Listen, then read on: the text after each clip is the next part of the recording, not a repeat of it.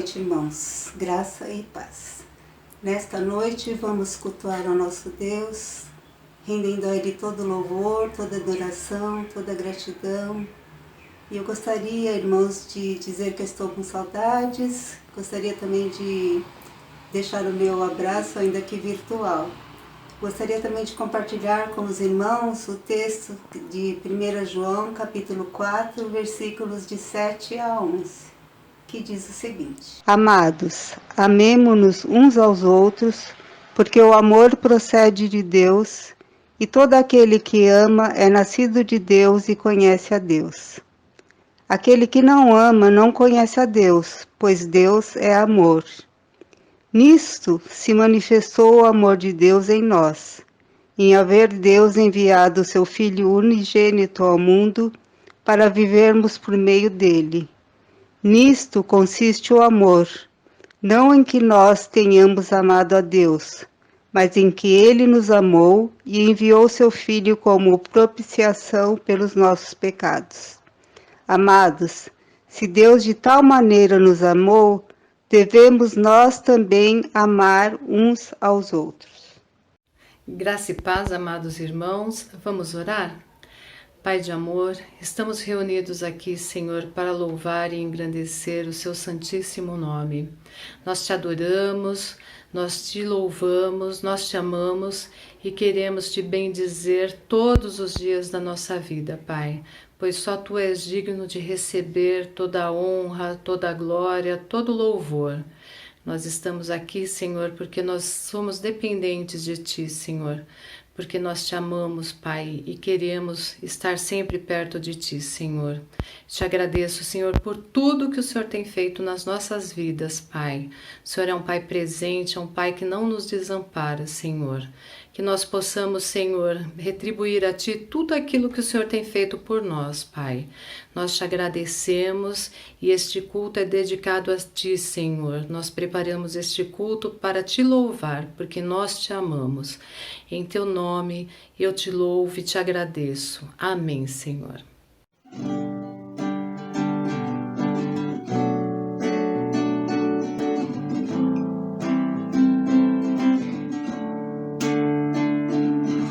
Grandes são as tuas obras, Senhor Todo-Poderoso.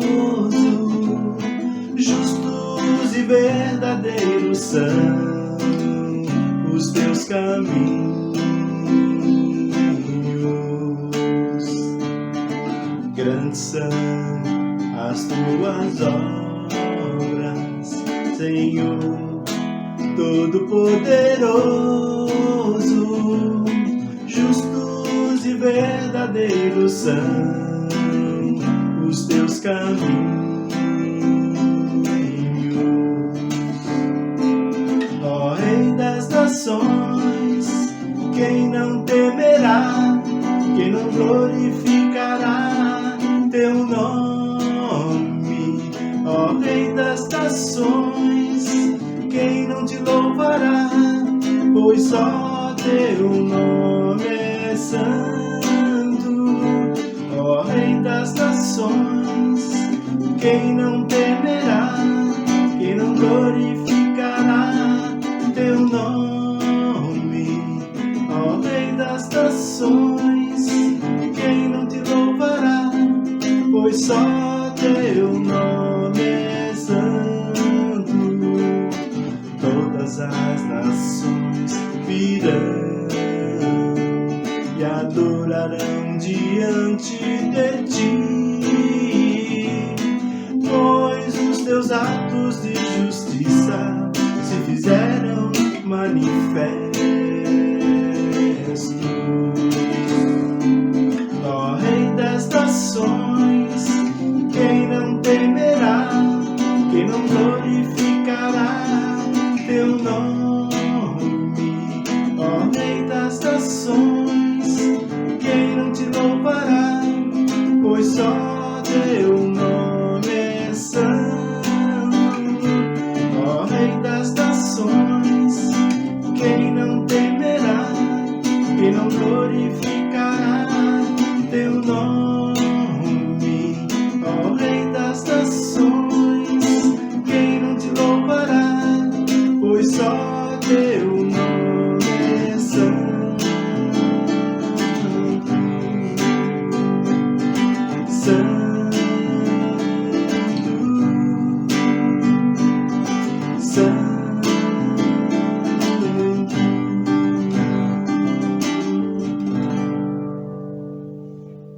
Boa noite, irmãos. A paz do Senhor esteja conosco. Eu gostaria de ler um trecho da Palavra de Deus que se encontra no Salmo 51, versículos de 1 a 3. Compadece-te de mim, ó Deus, segundo a tua benignidade, e segundo a multidão das tuas misericórdias. Apaga as minhas transgressões. Lava-me completamente da minha iniquidade e purifica-me do meu pecado. Pois eu conheço minhas transgressões, e o meu pecado sempre está diante de mim. Vamos fazer uma oração de confissão de pecados. Oremos. Senhor nosso Deus, nosso Pai, louvado e engrandecido seja o Teu nome, Senhor, eternamente. Te agradeço, ó Pai, porque o Senhor é um Deus vivo, um Deus presente, um Deus que tem estado conosco, Senhor, durante todos os dias da nossa vida. Nessa hora, Senhor, venho te confessar os meus pecados, Senhor. O Senhor sabe quais os são, Senhor. Muitas vezes nessa situação que nós vivemos, nós temos a fé muito fraca, Senhor. O Senhor Jesus mesmo falou que se a nossa fé fosse do tamanho de um grão de mostarda, a gente moveria montanhas, né? E nós sabemos que nós somos fracos, somos pequeninos, Senhor. E temos, Senhor, as nossas imperfeições e limitações. Ó Deus, eu venho te pedir, Senhor, a Tua misericórdia sobre a minha vida. Peço a Tua misericórdia, Senhor, sobre o meu pecado. Muitas vezes a gente peca por palavra, por obra, por omissão, por descumprir a Tua palavra, Senhor. Eu te peço, Senhor, que o Senhor venha com o Teu Santo Espírito, Senhor, abrir nos nossos olhos, ó Pai. Abre os meus olhos, Senhor, para que eu perceba, Senhor, antes de errar. Pois nós muitas vezes não percebemos, Senhor. Perdoa minhas falhas, Senhor, como pai, como irmão, como marido, Senhor. Nós sabemos que somos imperfeitos, Senhor. E se não fosse a Tua benignidade, Senhor, a gente seria consumido. Fica com cada membro da nossa igreja, Pai, em especial. Te peço que o Senhor esteja visitando cada um nessa hora, Senhor. Que cada um sinta no seu coração, Senhor, o alívio, Senhor, de ser perdoado, ó Pai. O Senhor Jesus já pagou o preço, Senhor, do nosso pecado. Um preço muito alto. Te agradeço por isso, Senhor. E te peço que o Senhor continue conosco durante todo o decorrer desse culto, Senhor. Em nome de Jesus, Senhor. Amém.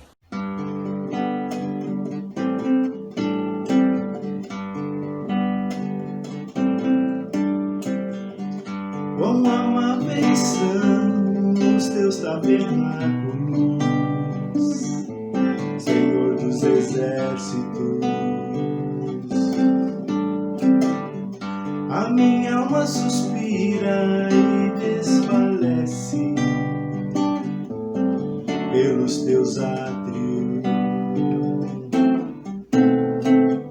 O pardal encontrou casa e a andorinha ninho para si. Eu encontrei Teus altares, Senhor, Rei meu e Deus meu. Eu encontrei Teus altares, Senhor, Rei meu e Deus meu.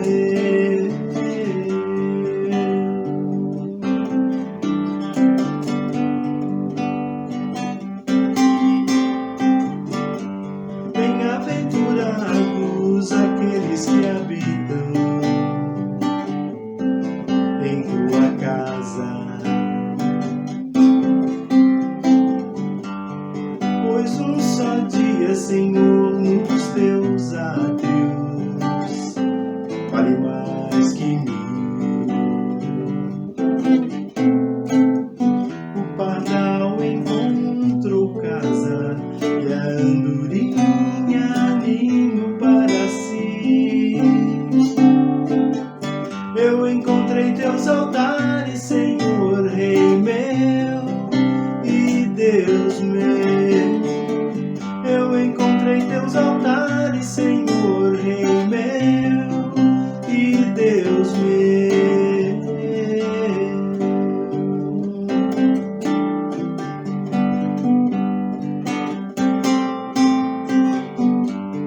Pois o Senhor é sol e escudo, na graça e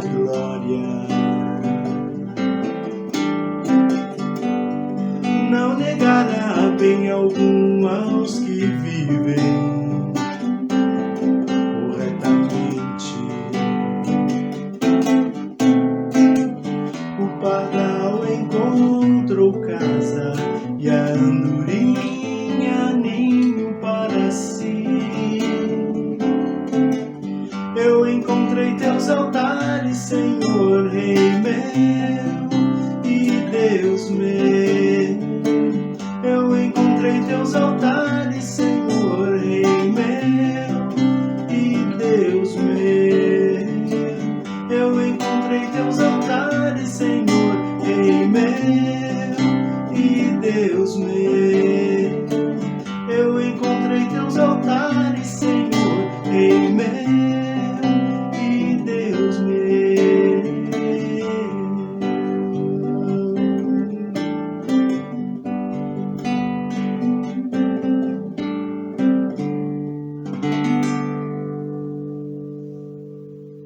Boa noite, meus amados irmãos. Que a paz do Senhor Jesus seja com todos vocês. Amados, no momento missionário de hoje, nós vamos interceder pelo Líbano, especialmente por Beirute, que sofreu aquela explosão terrível, catastrófica na terça-feira da semana passada. Acredito que todos puderam acompanhar, chocados e muito tristes. Da nossa parte, claro, nós ficamos muito tristes mesmo. Vivemos lá por 7 anos, servindo o Senhor lá, e realmente a situação é terrível. O Líbano já estava passando e está passando por uma situação socioeconômica, política muito séria, muito terrível mesmo, desde a pior crise que eles tiveram, vocês devem estar acompanhando também, né? Desde o término da Guerra Civil em 1990, então as coisas já estavam difíceis, e agora essa tragédia que culminou por volta de 200 mortes, os números têm subido, 200 mortes, 4.000 feridos, 300.000 desabrigados. E obviamente a igreja, o corpo de Cristo sofre também, né? As igrejas muitas igrejas, né, sofreram danos, né, por causa dessa explosão. Então vamos interceder pelas igrejas no Líbano, pelo povo libanês, o povo que foi afligido, né, foi alvo das consequências, né, dessa explosão. Vamos interceder por esses queridos irmãos. Oremos. Senhor nosso Deus e nosso amado Pai, nós glorificamos o Teu nome. Queremos colocar diante do Teu altar o Líbano, toda a nação libanesa, Senhor, sabendo das dificuldades que esse povo tem enfrentado. E agora essa tragédia, essa explosão tão terrível, Senhor, que afligiu tantas vidas, ó Pai. Senhor, tem misericórdia, ó Pai, das famílias enlutadas, daqueles, Senhor, que estão com ferimentos graves, aqueles que perderam tudo, Senhor, suas casas, por causa do efeito da explosão. Tem misericórdia, Senhor. Senhor, levanta o Teu exército, que é a Tua igreja. Nós sabemos que a igreja lá tem se mobilizado, nós Te louvamos. Que seja um tempo, Senhor, de oportunidade, de testemunho, de demonstrar amor. Que o Senhor Jesus seja, Senhor, reconhecido através das atitudes de amor e graça que a igreja tem, Senhor, demonstrado nessa situação de horror que eles têm vivido, ó Pai. Derrama do Teu Espírito Santo, ó Pai, sobre essas vidas, sobre todo o Líbano, sobre todo o povo que lá está, Senhor. São libaneses e povos de tantos outros países que lá vivem, ó Pai. Derrama, Pai, do Teu Espírito, Senhor, e que Teu nome seja exaltado, conhecido, adorado, glorificado e amado, Senhor. Intervém com poder na questão política, ó Pai, para que aquele povo seja bem assistido, Senhor, nas necessidades deles, ó Pai. Tem misericórdia, abençoa os nossos irmãos, Senhor, toda a força, toda a obra missionária que lá está. Obrigada, Senhor, por proteger os nossos irmãos, nossos queridos, que nós sabemos que estão bem, estão a salvo, que o Senhor guardou, protegeu.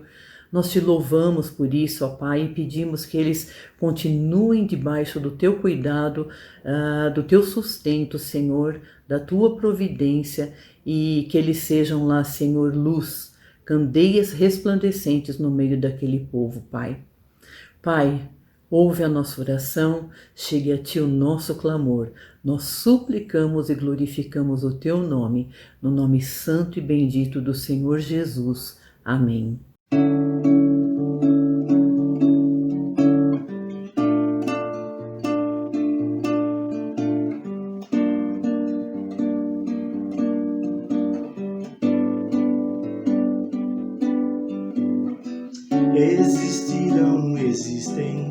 Existirão o de Esther, Maria e João, comportamentos sociais persistirão.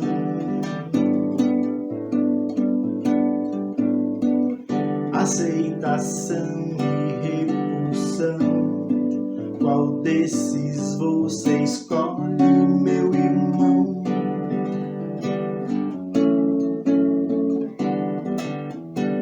Somos seres que não aceitamos o novo ou diferente. Em certo momento Jesus disse: ouvistes o que foi dito aos antigos. Eu, porém, vos digo: o amor não diferencia nem afasta as pessoas. O amor não diferencia e nem afasta as pessoas. O amor não diferencia e nem afasta as pessoas. Entre discriminar e amar, qual você escolheria? Eu escolhi tratar de modo igual e justo, porque tenho fome e sede de justiça. Semear retidão é cristão, é vida abundante, meu irmão. É vida abundante. O amor não diferencia e nem afasta as pessoas. O amor não diferencia e nem afasta as pessoas. O amor não diferencia e nem afasta as pessoas. É vida abundante, meu irmão.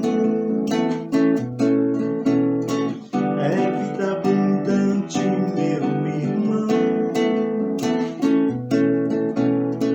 É vida abundante.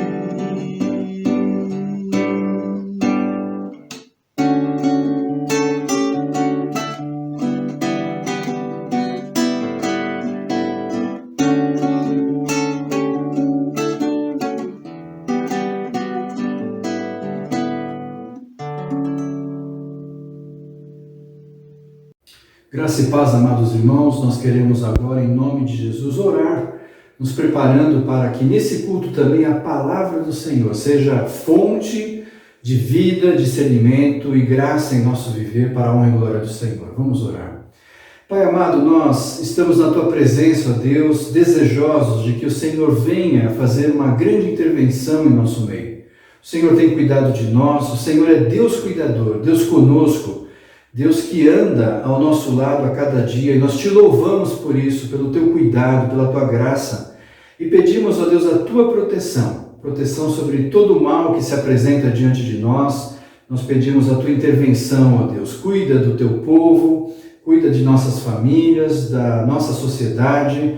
Nós oramos, ó Deus, pelo fim dessa pandemia, Senhor, em nome de Jesus, clamamos a ti, para que o Senhor coloque a tua boa mão de poder, para que se descubra vacinas, remédios, haja uma normalidade em nossas vidas, haja um tratamento, Senhor, daqueles que estão enfermos. Cura, Senhor, aqueles que nesse momento se encontram enfermos, ó Deus, sejam as mais variadas enfermidades, mas de um modo especial, aqueles que estão com o coronavírus, que o Senhor coloque a tua mão de poder, ó Deus.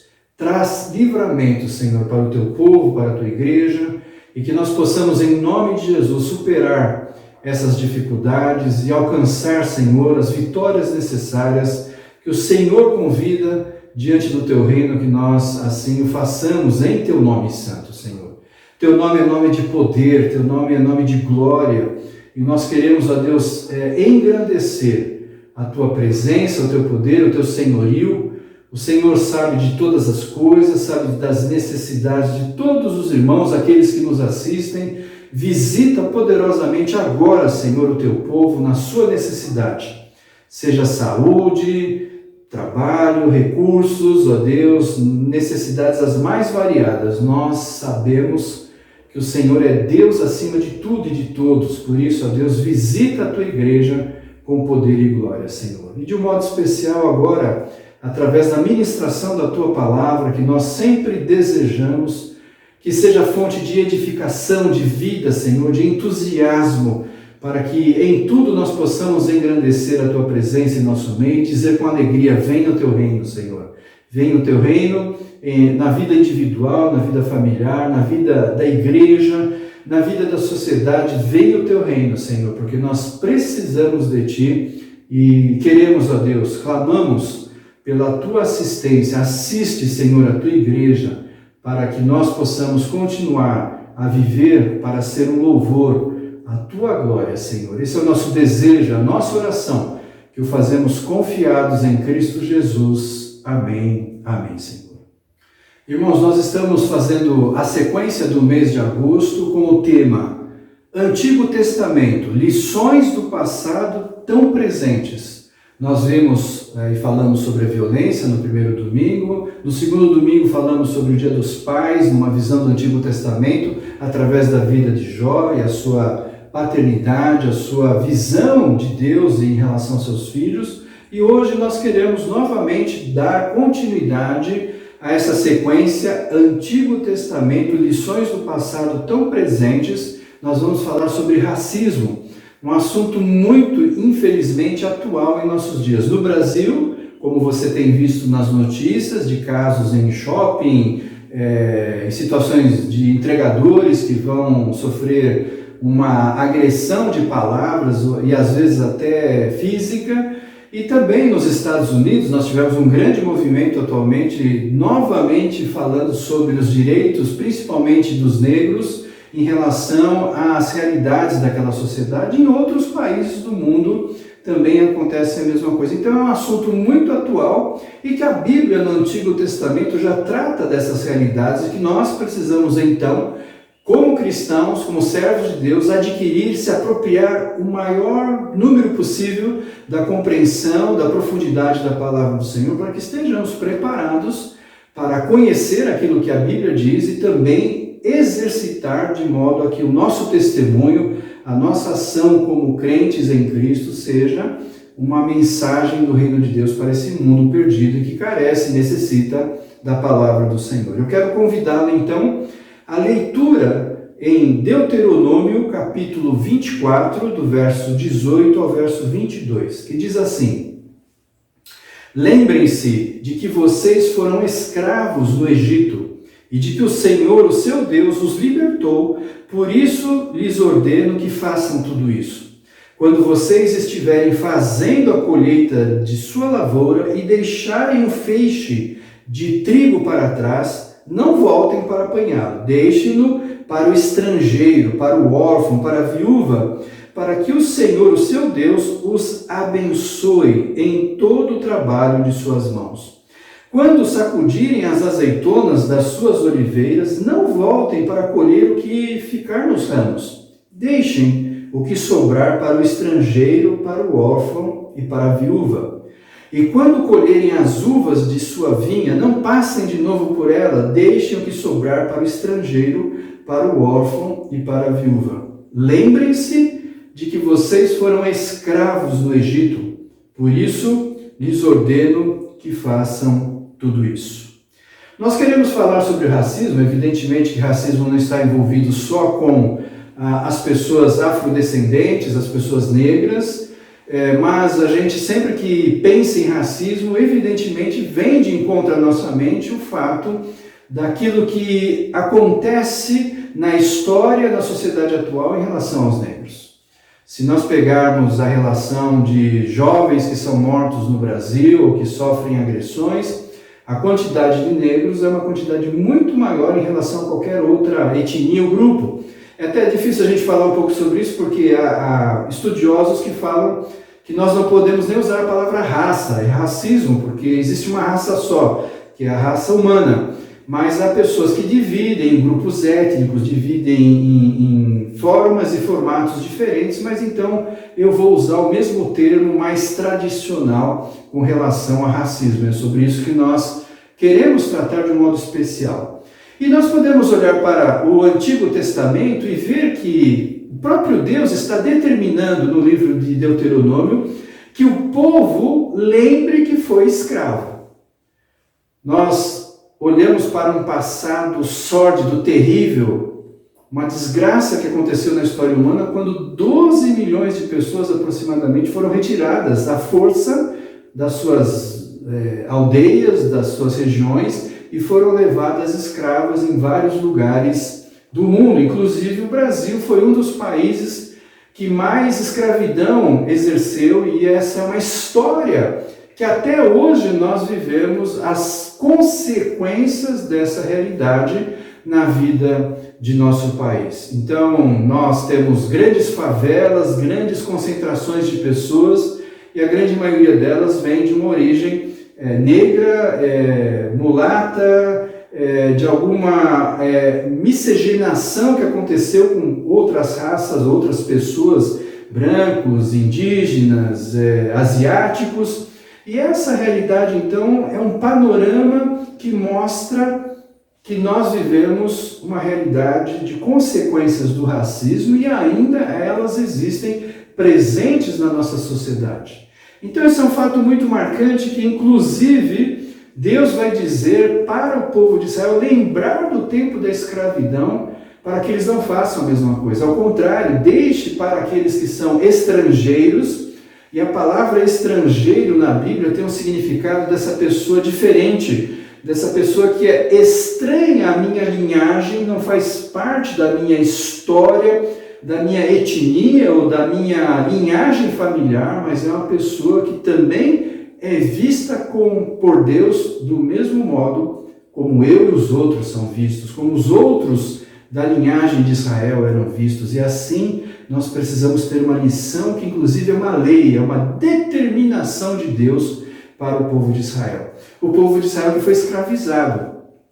Por volta de 400 anos ficaram lá no Egito e passaram grandes e terríveis dificuldades. E isso mostra que eles deveriam lembrar o quão terrível é ser oprimido por uma realidade de você ser diferente, não fazer parte daquele povo como era o povo egípcio. Então nós temos uma questão muito importante que é muito atual em nossos dias. A Organização de Nações Unidas para a Educação e Ciência e Cultura, a UNESCO, declara que todos os seres humanos pertencem à mesma espécie e têm a mesma origem. Declaração sobre a Raça e os Preconceitos Raciais, feita em 1978. Em 2004, a Igreja Presbiteriana Norte-Americana declarou: o racismo é uma crença ou prática explícita ou implícita que qualitativamente distingue ou valoriza uma raça em detrimento de outras. Então veja que interessante, um órgão internacional, uma igreja da nossa denominação presbiteriana nos Estados Unidos, atualmente, historicamente muito atual, coloca essas descrições, essas realidades, porque há um momento muito conturbado no mundo nisso. As pessoas buscam seus direitos, buscam a sua liberdade, buscam a maneira de poder viver de um modo digno. E nós, como cristãos, precisamos estar atentos e olhando para a palavra de Deus para entender cada vez mais essas realidades. Eu não preciso falar, você sabe disso, o racismo é pecado, isso é evidente, isso eu diria que é uma questão muito básica, né? Simplesmente afirmar isso. Mas o racismo é um pecado perverso porque é a consequência de múltiplos pecados associados. Poder, dinheiro, cultura, visões diferentes do outro, questões de definição de pessoas, tudo isso relacionado na nossa cultura faz com que nós tenhamos visões diferentes do outro, isso traga uma ideologia, uma proposta de submeter outros a um julgo, de modo que eu tenha alguma vantagem também nisso. E essa é uma expressão do racismo que existe em nosso meio. Romanos capítulo 3, versículo 23 diz assim: pois todos pecaram e estão destituídos da glória de Deus. Isso é importante. Eu sou racista e você também é. E em um grau que nós muitas vezes tentamos trabalhar isso como cristãos. Mas o texto de Romanos diz que todos pecaram e carecem da glória de Deus. Todo ser humano tem um grau de distorção, de não entendimento com o outro, de não aceitação do outro por ele ser diferente. Isso acontece em muitos momentos atuais e em toda a história nós podemos perceber como um povo sobrepuja, como um povo deseja dominar o outro, e isso por questões econômicas, por questões de cobiça, por questões de interesses, e nós percebemos que em muitos momentos a própria religião, então eu não estou falando do cristianismo na sua essência bíblica, como igreja reformada que somos, mas aquele cristianismo religioso que vai se adaptando aos poderes e vai convivendo com esses poderes, como nós vemos hoje, né? Vários grupos cristãos, inclusive evangélicos, que querem fazer parte do poder. Isso mostra o quanto a religião tem algo de perverso, de destruidor e de pecador, e que nós precisamos então entender com clareza. Essa visão de pecados perversos e múltiplos é algo fascinante, inclusive, porque por questões econômicas nós temos inclusive pessoas da mesma cor que fizeram de seus próprios escravos. Por exemplo, eu não sei se você conhece a história do Barão de Guaraciaba, Francisco Paulo de Almeida era o nome dele, era um homem negro e era um empreendedor. Ele é comparado com o Barão de Mauá, né, que era um empreendedor, uma pessoa que é famosa na história do Brasil. Possivelmente esse Barão de Guaraciaba não seja famoso porque era um homem negro, mas ele foi um homem muito rico e um homem muito poderoso. Inclusive, ele tinha por volta de 1000 escravos, o que é uma coisa interessante, né? Um homem negro com escravos aqui no Brasil. Então, isso mostra a complexidade do pecado, porque envolve interesses, oportunismos, dinheiro, cobiça, e tudo isso leva, então, à quebra de roteiros éticos e morais e bíblicos, e nós podemos perceber isso de um modo claro. Nos últimos anos, e principalmente nos últimos séculos, do século XIX, com Darwin, essa expressão de Darwin mostrar que as populações de animais progrediram através de uma evolução, isso também, na época de Darwin, vários cientistas, pensadores, filósofos fizeram a compreensão de que também deveria nas raças acontecer a mesma coisa. Então as raças que eram mais poderosas, tinham mais tecnologia, era porque evoluíram e permaneceram vitoriosas. E as que são mais fracas, então, não precisam existir. Isso aconteceu, por exemplo, com Hitler. Hitler batia forte, né, na visão de que uma raça, a raça ariana, era superior às outras raças. Então, não havia problema numa visão evolucionista de você, inclusive, matar os seus opositores, porque eles não fazem parte dessa etnia melhor, como era visto desse modo. E os negros pagaram altos preços nesse sentido, porque a própria religião também, isso antes dessa visão darwiniana, fez-se presente de um modo muito claro através da religião. A religião deu as garantias para que existisse a escravidão, e isso é um fato terrível na história do ser humano. Gênesis capítulo 9, versículo 25, diz: maldito seja Canaã, escravo de escravo será para os seus irmãos. Pegaram esse texto e falaram então que Canaã, a sua maldição era ser negro, e portanto a Bíblia estava dizendo, a própria Bíblia, que ele ia ser escravo dos outros. Então isso justificaria a escravidão. Eu li um livro não faz muito tempo, vários índios convertidos ao cristianismo perguntavam aos sacerdotes, né, por que nós temos que sofrer desse modo se nós também somos cristãos? E a resposta desses sacerdotes era: vocês têm que sofrer porque Jesus Cristo também sofreu. No mundo tereis aflições, mas tem de bom ânimo, continua sendo um bom escravo, faz o teu trabalho, e aí então Deus vai te abençoar. Vejam como a religião, ou o uso da Bíblia passa a ser uma ideologia de dominação sobre os outros. E tantos outros textos que foram usados de modo distorcido da palavra de Deus. E o nosso objetivo hoje é que nós tenhamos uma consciência profunda no Antigo Testamento da palavra do Senhor e ver que realmente o Senhor tem uma proposta de vida para todos, e isso seja uma expressão de testemunho nosso em Cristo Jesus.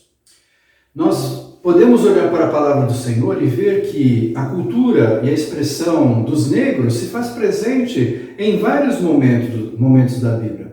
A visão ariana de que Jesus Cristo era um loiro de olhos azuis, não há nenhuma expressão de realidade real e verdadeira nisso, né? Jesus possivelmente era bastante queimado do sol, e é uma característica do Oriente Médio, e isso nós podemos perceber de um modo muito claro.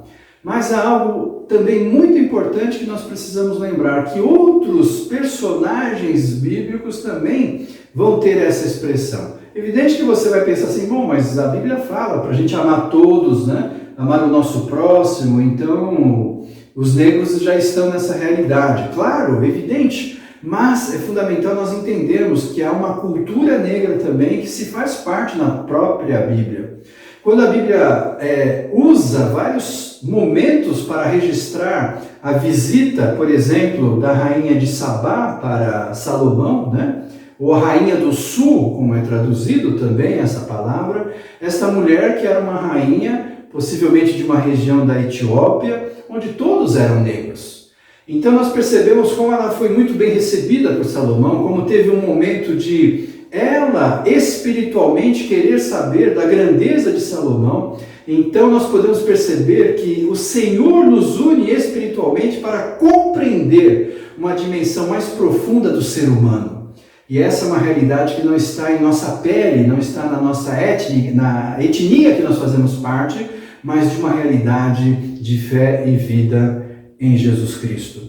A rainha de Sabá é citada durante todo um período da sua passagem por Israel, no momento de apogeu do reinado de Salomão. Isso mostra que ele foi testemunha viva do Evangelho, e isso traz consequências, inclusive no futuro, porque nós percebemos como que Deus permitiu que através dessa rainha e de outros momentos que possivelmente não foram, inclusive, registrados na Bíblia, de povos de outras regiões, povos negros também, que tiveram a oportunidade de ouvir e conhecer o Deus de Israel e conhecer o Deus vivo, Jesus Cristo, nosso Senhor. O texto de Amós, capítulo 9, verso 7, diz assim: vocês, israelitas, não são para mim melhores do que os etíopes, declara o Senhor. Eu tirei Israel do Egito, os filisteus de Caftor e os arameus de Quir. Veja que interessante o texto. Deus está comparando o povo de Israel, dizendo assim: vocês não são melhores que os etíopes. Vocês, por serem um povo escolhido, mas de uma etnia diferente, não são melhores daqueles que são negros, que estão distantes de vocês. Para mim, Deus dizendo, vocês têm o mesmo valor. Isso é fundamental nós entendemos, que o Senhor tem o mesmo valor. Desde o Éden, quando Deus cria a humanidade, Deus divide e permite que haja uma divisão étnica, uma divisão geográfica, e assim ocorre uma série de adaptações. Isso é muito claro, isso é muito presente na ciência, né? Os povos que foram mais para o norte, para a região mais gelada, são pessoas que têm pele clara, olho claro, né? Cabelo claro, são adaptações, e as pessoas que estão na linha do Equador, na região mais africana, são pessoas de pele negra, até para suportar melhor o calor e o sol. Todas essas adaptações étnicas que aconteceram fazem parte da humanidade, e Deus assim permite, e glorificado é o nome dele, através de todos os povos, raças, tribos e nações, que virão um dia, como diz Apocalipse, glorificar e cantar a esse Deus maravilhoso. Mas o Antigo Testamento fala em Amós que Deus respeita a todos, inclusive os etíopes, uma etnia negra. Sofonias, capítulo 1, verso 1, diz assim: Palavra do Senhor que veio a Sofonias, filho de Cush, neto de Gedalias, bisneto de Amarias e trineto de Ezequias, durante o reinado de Josias, filho de Amon, rei de Judá. O texto começa fazendo uma apresentação desse profeta menor, Sofonias, que às vezes a gente até esquece, mas que mostra biblicamente a sua linhagem, a sua origem. Cush, em hebraico, significa Etiópia, e Etiópia significa a terra do povo das pessoas queimadas, de rosto queimado, para ser mais literal. Ou seja, a própria Bíblia já falava que um profeta do Senhor veio de uma etnia, de uma linhagem que havia uma mistura, uma miscigenação de raças, de etnias, de modo que Sofonias é apresentado como esse homem que veio durante, filho de Cush, durante uma caminhada, alguém que veio trabalhar, alguém que veio participar comercialmente, e os povos tinham várias relações comerciais, e isso faz com que Sofonias seja um profeta de Deus, e que possivelmente era um homem mulato, um homem de pele mais escura, inclusive em relação ao próprio Oriente Médio. Então nós podemos perceber que Deus não tem nenhuma dificuldade de levantar um profeta que tenha uma coloração diferente da sua pele, diferente do povo de Israel, para que seja instrumento espiritual. A visão de Deus é uma visão espiritual no conceito de que todos pecaram, brancos, negros, asiáticos, indígenas, e todos carecem da glória de Deus. E precisamos, então, juntos, em todas as nossas diversidades, buscar a grandeza, o poder e seguir o reino de Deus agora e sempre. Atos capítulo 8, então indo um pouco para o Novo Testamento, fazendo uma comparação com o Antigo do que nós falamos. Atos 8, 26 e 27, um anjo do Senhor disse a Filipe: vá para o sul, para a estrada deserta que desce de Jerusalém a Gaza. Ele se levantou e partiu. No caminho encontrou um eunuco etíope, um oficial importante encarregado de todos os tesouros de Candace, rainha dos etíopes. Esse homem viera a Jerusalém para adorar a Deus. Esse fato é belíssimo, maravilhoso.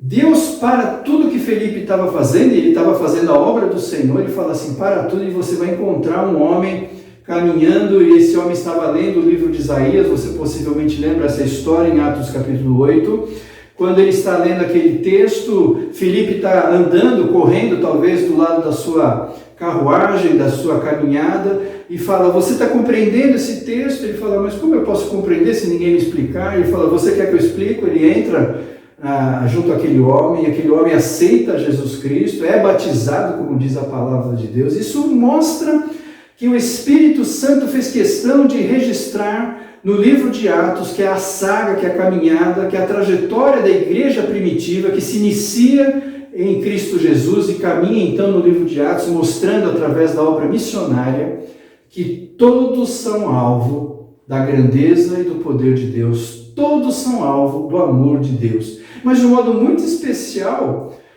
mostrar como que a Bíblia, então, abre um parêntese, abre toda uma proposta de explicar esse milagre do Espírito Santo para esse homem etíope, para este homem negro, que aparece em Israel, mas desejoso espiritualmente para compreender a grandeza do Deus que estava sendo apresentado a ele através do profeta Isaías. Que coisa maravilhosa! Que coisa bendita nós podemos ver como Deus não faz acepção de pessoas, como Deus respeita as pessoas, como Deus deseja que todos possam também serem alcançados e buscados na sua glória e no seu poder. Atos, capítulo 13, verso 1, na igreja de Antioquia havia profetas e mestres, Barnabé, Simeão, chamado Níger, Lúcio de Cirene, Manaém, que fora criado com Herodes, o tetrarca, e Saulo. Nós temos aqui um conselho dessa igreja, um grupo de líderes que mostra uma diversidade étnica. Se você for perceber e pesquisar os nomes que são registrados na igreja de Antioquia, há uma diversidade étnica nessa liderança. Isso trouxe uma grande visão missionária, evangelizadora, porque todos se percebiam necessitados de serem alcançados pelo Evangelho. Não havia acepção de vou levar o Evangelho para determinado grupo apenas, ou exclusivo, mas uma visão ampla, dinâmica do reino de Deus e que nós precisamos em Cristo Jesus sempre resgatar para a honra e glória do Senhor. Quando fala que este homem chamado Níger, você conhece inclusive um país que tem essa proposta nesse significado do nome, que é Nigéria, que fala claramente de um povo de pessoas que são negras e que, portanto, também já faziam parte da formação da liderança da igreja de Antioquia, demonstrada no livro de Atos. Isso é fabuloso, isso é fantástico. Isso mostra como é bendito o poder de Deus para trazer a cada um de nós uma visão de diversidade, uma visão do poder de Deus para todos. O livro de Atos ainda, capítulo 17, versículo 26. De um só fez ele todos os povos, para que povoassem toda a terra, tendo determinado os tempos anteriormente estabelecidos e os lugares exatos em que deveriam habitar. Veja que fascinante. Deus estabeleceu onde os povos deveriam habitar, Deus estabeleceu que de todos vieram de um, e isso mostra a nossa ascendência, a nossa origem comum. Portanto, podemos ter cores diferentes, podemos ter características físicas diferentes, podemos ter várias percepções diferentes, culturais, étnicas, mas todos nós viemos de uma mesma linhagem, e essa linhagem toda faz parte do amor de Deus, porque Deus amou o mundo, e esse mundo então incorpora todos os povos, todas as regiões da terra, de modo que o Senhor seja glorificado por todas as nações. Por isso, em nenhum momento nos é dado na Bíblia qualquer característica para que nós possamos justificar através da Bíblia, através de ideologias humanas, através de ciências humanas que já são ultrapassadas hoje em dia, evidente, e de outras formas que venham dominar e manipular as pessoas por causa das suas características pessoais. Gálatas, capítulo 3, versículo 28, diz: não há judeu nem grego, escravo nem livre, homem nem mulher, pois todos são um em Cristo Jesus. Paulo reforça de modo muito claro a visão plena de que todos nós somos iguais diante de Deus. Todos nós somos iguais porque todos nós temos a mesma origem.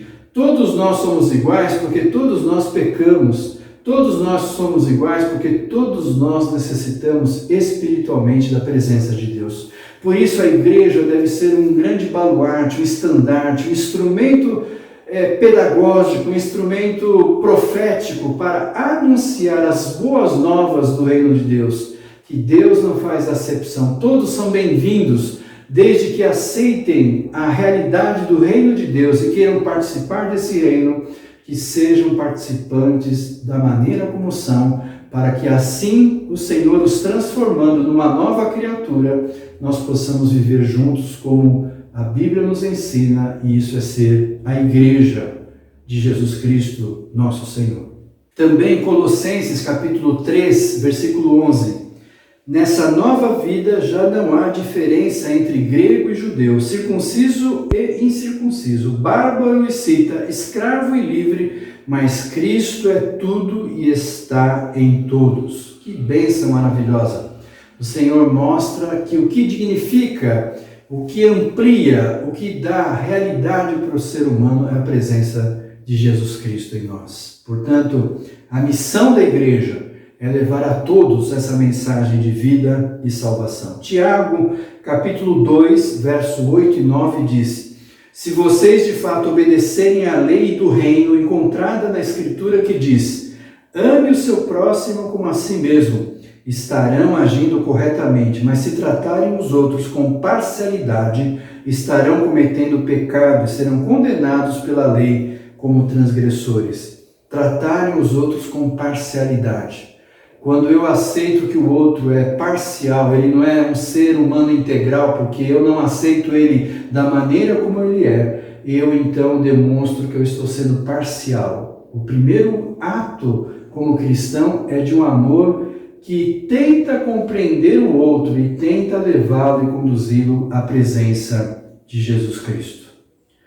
Uma pergunta que possivelmente você pode fazer, mas e como que fica então a questão de Filemon, né, por exemplo? É interessante para a gente aprofundar essa questão do racismo em relação à própria Bíblia. A Bíblia fala desse livro muito fininho, né, muito pequeno, né, na Bíblia, que é Filemon. E o que acontece? Paulo já provavelmente estava preso por volta aí do ano 61, 62 depois de Cristo. Ele escreve essa carta. Um escravo foragido deste homem que devia ter suas propriedades, devia ter um nível social mais elevado, que era um cristão, que era um crente em Jesus Cristo, conhecido de Paulo. Um dos seus escravos foge e esse homem se converte a Jesus Cristo, e Paulo, então, do próprio punho, como líder da igreja, conhecido em muitas igrejas, ele declara para que Filemon o receba como irmão em Jesus Cristo. Uma das críticas que as pessoas que são ativistas contra racismo e contra outros movimentos falam: mas a Bíblia não muda nada, a Bíblia permaneceu as coisas como eram. Não é verdade. É uma falsa compreensão, uma limitação da compreensão do Evangelho. Realmente, Paulo não estava propondo uma mudança estrutural, né? Mas dois elementos são notáveis nesse texto. Paulo não usa a sua autoridade apostólica para forçar uma situação, e Paulo não pede a libertação de Onésimo. Ele apela à consciência de Filemon para que o perdoe. Então, coloque-se no lugar de Filemon. Filemon vai receber o seu escravo de volta. Ele agora não é um escravo qualquer, ele é seu irmão em Jesus Cristo. Ele pode recebê-lo, mas pode libertá-lo? Há uma questão ética, uma questão moral, uma questão relacional, uma questão de comunhão, que Paulo permite que o próprio Filemon trate essa situação. Como o próprio Paulo declarou em Colossenses, né, nos textos que nós lemos em Gálatas: não há escravo, não há judeu, não há liberto, todos são um no Senhor. Então a decisão era de cada um em saber aquilo que deveria conduzir a sua vida. Por quê? porque a visão do reino de Deus é a mudança do nosso interior. Se eu mudo, gradativamente eu levo também as mudanças sociais e de estrutura. Mas quando eu luto apenas pela mudança de estruturas, o pecado individual permanece. Assim foi no capitalismo, no socialismo, no comunismo e todos os ismos que o ser humano inventa e tenta articular para realizar uma igualdade, uma liberdade, uma fraternidade, como foi, por exemplo, a Revolução Francesa, e assim foram outros movimentos de independência, de guerra, de destruição, de morte, buscando mudanças de estrutura. Mas a Bíblia é bem clara: se as pessoas não mudam, novamente os poderes continuam dominando por causa do pecado. Assim é no capitalismo, assim é no comunismo, assim é no socialismo, assim é em todas as estruturas humanas.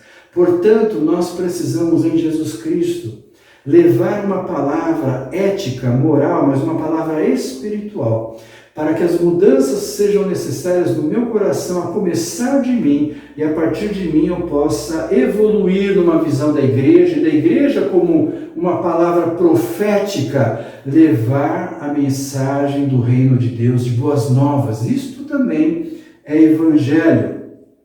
Isso aconteceu em vários momentos da história, nós poderíamos comentar vários, mas eu vou comentar pelo menos só alguns. Wilberforce foi um homem que era advogado e era também um parlamentar na Inglaterra, enquanto ainda existia a escravidão. E John Wesley, que foi um dos grandes avivalistas da igreja evangélica lá na Inglaterra, ele então pede para que esse parlamentar continue a lutar e a enfrentar as adversidades para que alcançasse a libertação dos escravos. A igreja evangélica esteve envolvida diretamente com vários movimentos importantes, buscando que pessoas que tiveram a sua vida pessoal mudadas pelo evangelho, que fossem profetas das mudanças que Deus quer fazer em cada um. Quando nós levamos essas boas novas, nós estamos anunciando que o Senhor tem o poder de mudar todas as realidades. O movimento pentecostal da Rua Azusa, que é conhecido, nós assistimos uma peça não faz muito tempo atrás.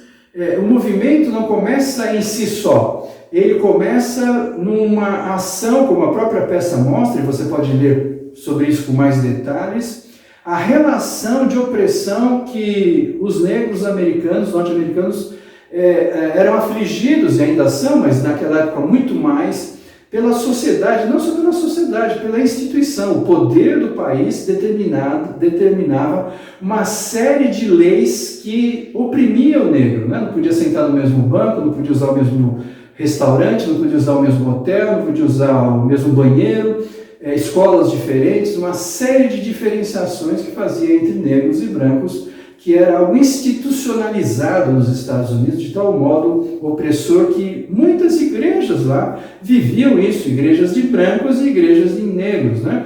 É muito famoso a gente ver aqueles movimentos de Harlem, né, em Nova York, que fala da música negra, né, os cantos negros, né, os corais negros, que são muito bonitos, muito avivados, mas começam nesse processo de busca de uma palavra espiritual, de uma palavra profética da Rua Azusa, quando o Espírito Santo desce de um modo especial sobre aqueles que desejavam de um modo ardente uma nova realidade para o Evangelho ser vivido por suas famílias.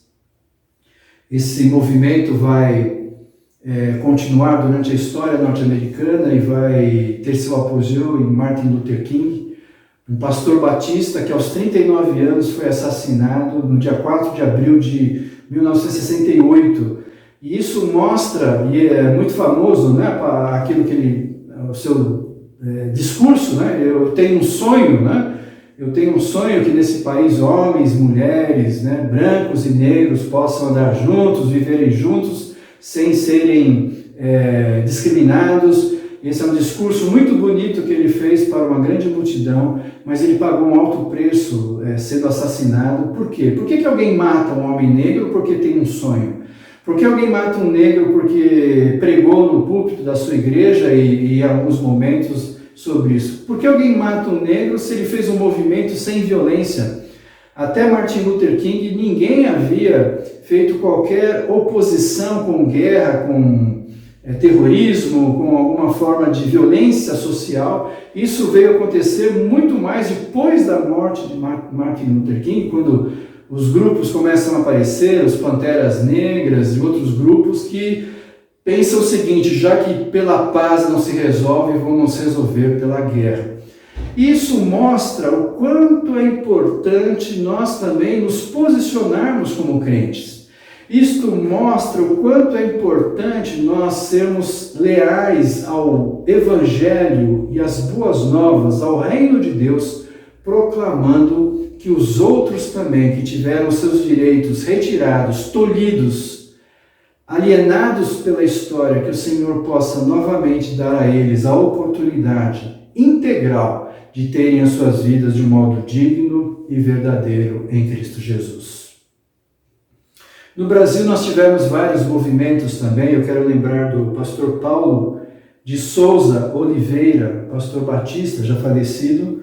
Ele formou o GEVANAB, Grupo Evangélico Afro-Brasileiro, ele que foi doutor em História Social pela USP, autor de vários livros como Os Negros da Bíblia e do Brasil, autor de folhetos como Um Negro Abençoado na Bíblia. E nós vemos vários movimentos aqui no Brasil: Missões Quilombo, Negros Evangélicos do Rio de Janeiro, Ministério Azusa, Negros Evangélicos de Londrina, Comunidade Martin Luther King, Capoeiristas de Cristo, Negros Evangélicos nas Missões Quilombo, Associação Evangélica Palmares. Nós temos vários movimentos aqui no Brasil sobre essa realidade. Mas como nós temos exercido essa voz profética, nós temos concordado com que o outro também tenha direito, nós aceitamos isso ou nos calamos e a nossa voz profética é um silêncio em relação a tudo isso? Então, como igreja, nós somos convidados a orar para que o Senhor traga dignidade a todos, sejam de qualquer raça, de qualquer etnia, de qualquer grupo, possam ter o direito à vida, sem violência. Nós podemos não aceitar o outro no seu pecado, mas nós devemos aceitar o outro nas suas diferenças. E por isso a questão do reino de Deus é uma questão espiritual e não de aparência, não uma questão de etnia, de cultura da qual nós viemos, como é tratado numa reunião ministerial recente, onde os índios são tratados como uma população sem cultura, sem civilização, são ninguém, são pessoas então que podemos matar, podemos invadir suas terras, porque eles não valem nada, eles não são povos, eles são pessoas morando na selva, pessoas incivilizadas, pessoas sem nenhuma expressão de humanidade, não são humanos. E é isso que se falava há pouco tempo atrás na história dos negros. Os negros não são humanos. Houve discussões de vários movimentos católicos que passaram por países que afligiam os negros com escravidão, se eles tinham alma, por exemplo. Porque se provasse biblicamente que os negros não têm alma, eles não são gente, são animais. Então pode matar, pode destruir, pode fazer o que quiser. Essa relação que muitas vezes as ideologias, as tradições humanas fazem, a religião faz, é extremamente perigoso. E muitos crentes entram nessa linha porque assim, os cristãos estão mandando isso, eu recebo essa mensagem. Tome muito cuidado, porque muita coisa não é estrutura bíblica, é uma estrutura ideológica de dominação, e que muitos crentes, na sua ingenuidade, no seu pecado, assumem posturas que são contrárias ao que a Bíblia nos ensina. Por isso, amados, nós devemos apoiar, orando, apoiar, declarando como profetas de que nós não aceitamos essa realidade. Nós devemos ver que, desde o Antigo Testamento, Deus não faz acepção de pessoas. Lembre-se, Israel, quando foram escravos, e cuidem dos diferentes, que a Bíblia chama de estrangeiros.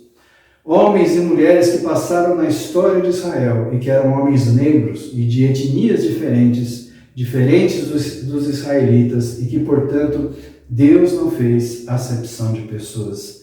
E nós, como igreja, precisamos aprender a participar de um modo muito claro. Como nós vimos na TV várias situações e que pessoas da sociedade se revoltaram e foram de encontro a essa realidade, nós também devemos participar.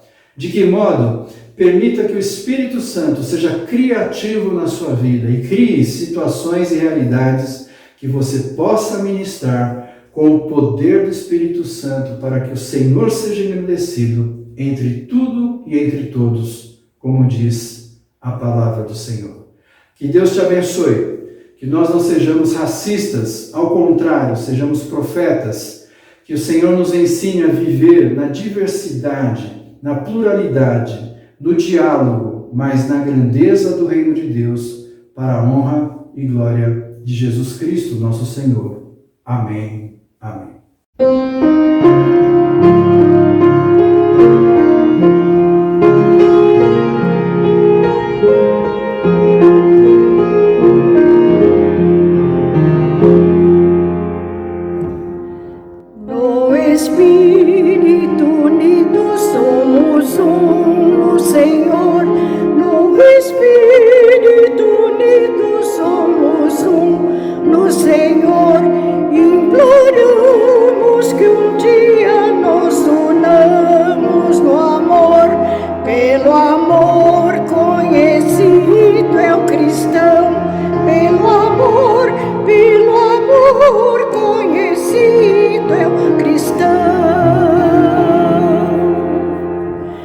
De mãos dadas iremos, somos todos irmãos. De mãos dadas iremos, somos todos irmãos. Pregaremos as novas que Deus guia as nações. Pelo amor conhecido é o cristão. Pelo amor